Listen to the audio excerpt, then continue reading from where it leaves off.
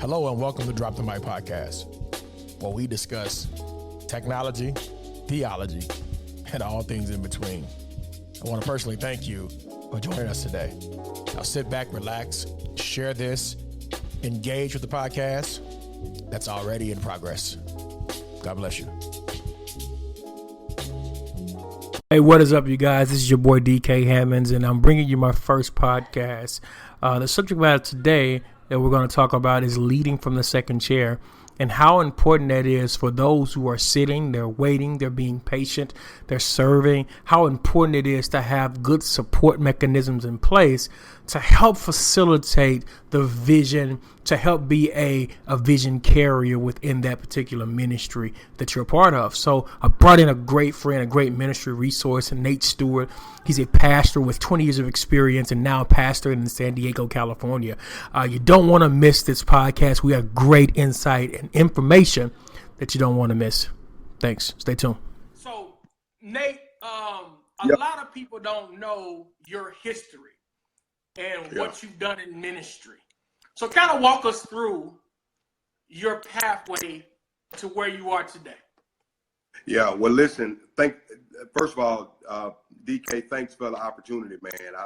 We've been knowing each other since 2008. And you've been a part of my life and journey and a huge support, man, from afar and even up close. So, man, I salute you for what you're doing. Kingdom, for millennials, for young preachers, for emerging leaders, all of that, man. So I appreciate that. You and your lovely wife, thank you so much, man, for that. Bless you, man. You know, this whole journey started, of course, many people know, man, it was a football journey for me, you know, wanting to play pro football and trying to, you know, make it to the NFL, but the Lord blocked me. And so back in my early years, my early years in my high school days, I served in my local church in Macon, Georgia. That's home for me.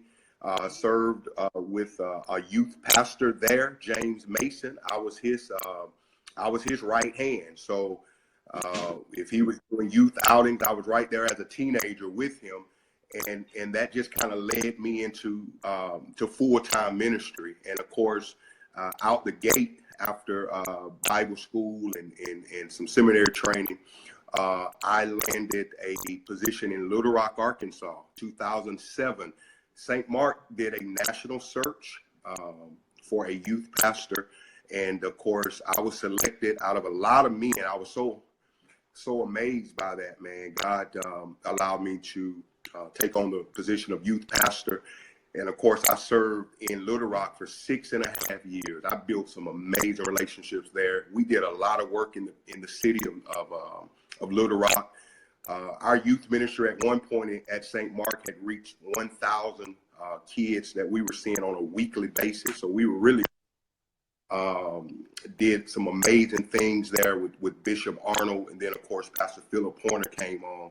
So serving both of those guys. And again, that ended with young adult ministry. So I did youth and young adult. So that combo there, a lot of times with youth pastors, you stay in that youth pastor box for so long and you need opportunity to shift into that adult ministry. So I was thankful at St. Mark that I was able to shift into that young adult piece and even our singles ministry. Vesta Mullins was leading back then. So I was able to work with the adult side. So I had both worlds there. I had my babies and I had that adult side. And then back in 2012, you know, St. Mark had went through some transition there. I was a part of that shift. Pastor Porter came in, but the Lord had started dealing with me, everybody, back in 2012, actually 2011, about my next. And if you're watching today, if you're in leadership and you're not the senior pastor, you're just kind of that support person on the team, that question needs to be at the top of your list, your prayer list. God, what's next for me? Now, if St. Mark would have had their way, or the city of Little Rock, I would still be the youth pastor there. Okay. Yes. But I knew back in 2010 and 11 that was a shift happening with me. I didn't know what that shift was. I didn't In fact, it wasn't even wanting to be a pastor, but I just knew my time in youth ministry was up. And let me just share this, Pastor DK. I knew my season was ending because I didn't have to study for lessons. I just went in the back and off the rip, bam. And I said, no, God, this ain't integral, number one. Right. But grown so fast, and Big Nate was a staple name that I just needed to show up, but I didn't put any time in prayer, and it was just kind of going through the motions. So I knew then my season with children and youth ministry was coming to a close. And so this podcast has been such an enjoyable podcast with Pastor Nate, talking about how to deal with your next.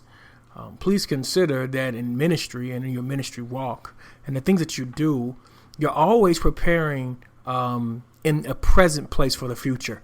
And so we always have to be prepared and asking and requesting from God, what is our next step, our next move that we need, and who needs us the most. So it's very important that we take the ministry time to sit back, to reflect, to do some soul searching, to make sure that we're not penalizing the people because we're simply waiting or we're simply doing things just to be doing them or just to be doing them for a check. It's never about that. It's about building the kingdom of God properly, and it's about giving God the glory as we move and go about our being. So it's important that you really pray and ask God about your next. So let's get back into the broadcast. It's been great. We've learned so much. So let's get right back into it. It's been one of the trying points for you being that support mechanism. What's some of the struggles that you had to face being in that support role? Yeah, well, that's a good question, DK, and I hope you could just take notes. And I don't have a lot of notes. I'm just gonna share from my heart, man. Flow, man. But one of the things that I would say challenge for me was not letting the people get in my head. Okay, a guy who I follow to this day through some of his reads, Dr. Martin E. Hawkins wrote a book,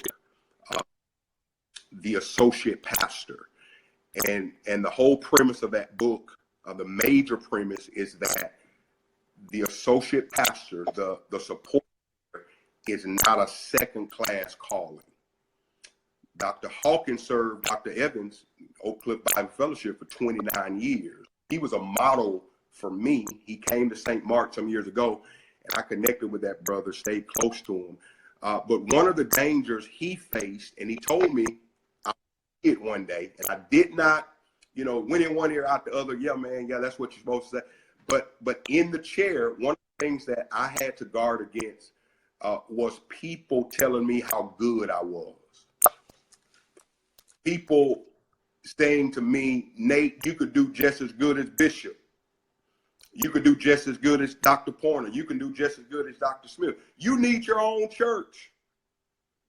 It's time for you to go get your. So one of the dangers is that the sheep who try to push me out of the pasture too early. And if you're not careful, people will have you believing. That's what happened when Moses went to the top of the mountain. The people got in Aaron's head, and he started doing some things that wasn't helpful for the camp. The people got in his head, and that was one of my biggest struggles. So I say that to everybody watching: beware of the people.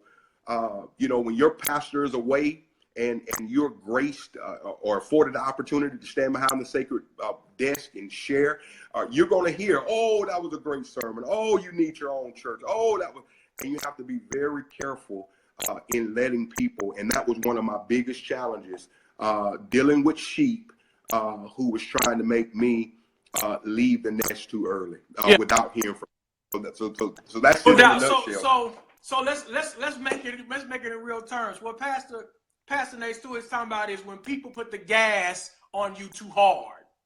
And so they say you do all of these things well, but they don't understand that timing has to be in line with God's permissive will.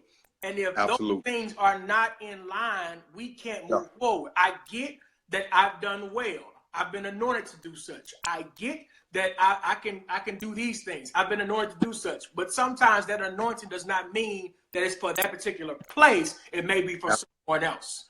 So absolutely, we as a people have to prepare our people better in terms of how to respond to the preach word. Yes, you've done a great job, but it does not mean that you called to preach or called to pastor. Because let's be very clear, that comes with a different level of grace, integrity, and character that many preachers, not pastors, aren't ready for.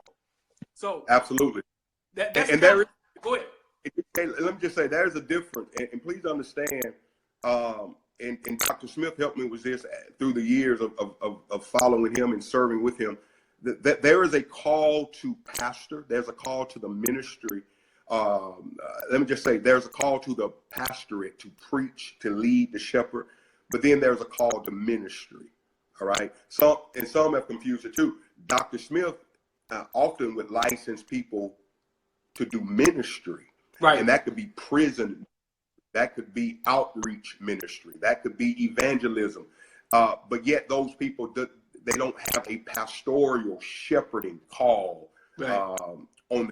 And I know we can define terms differently. I don't want to be technical, but you understand what I'm saying. For sure. Everybody has a call to share the word from the pulpit, to be a pastor, a senior pastor. And that's what you have to discover. What is God calling you to do in this season of your life? So that's very important. If not, and I know a lot of young preachers, and I'm dealing with a couple now, and I'll keep it in confidence, but they allow people to push them out too early. Yeah. And these same people will tell you, we got your back. We got you, man. Go on and get it going. We got you. We got you financially. And those men are suffering right now because they listen to the people. So DK, you said it well, man. We got to know the timing and the season when God is shifting. Let me tell you something. And when it comes to starting churches, you better, in my experience, is you better be able to have some funding, and you better have a serious grace to do that. And everybody don't have one of them. And I also think that when we're gassed up so much that we don't hear God's voice because we're so gassed, and we have to tone back and really remain in tune to what God is doing, whether it be in the second chair or what He's doing for your future. So that's kind of.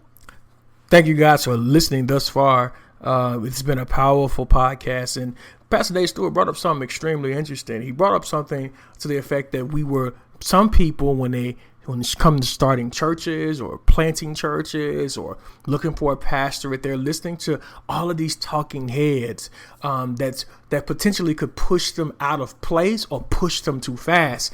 And so a local colloquialism or an urbanism would be put somebody on the gas. They're on the gas. They're moving too fast. So it's our hope that this podcast has helped you slow down and not listen to the people on the outsides versus listening to the Lord Himself to get the instructions on where we need to go. It is important for us to listen to God's voice and obey that voice when it tells us to move. Listen, we have a few more minutes of this podcast.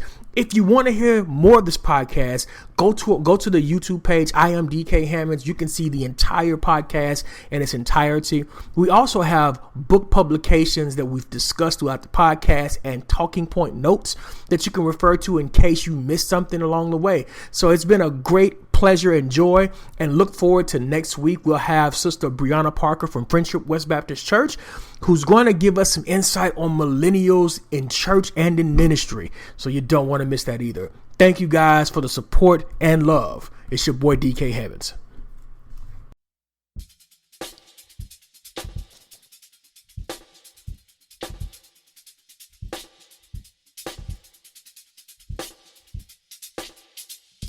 Thank you for listening to today's podcast. My hope is that the podcast added value to your life. Please, please, please subscribe from your favorite application, leave us a review, and even follow us on YouTube for your up-to-date information. Thank you. Peace.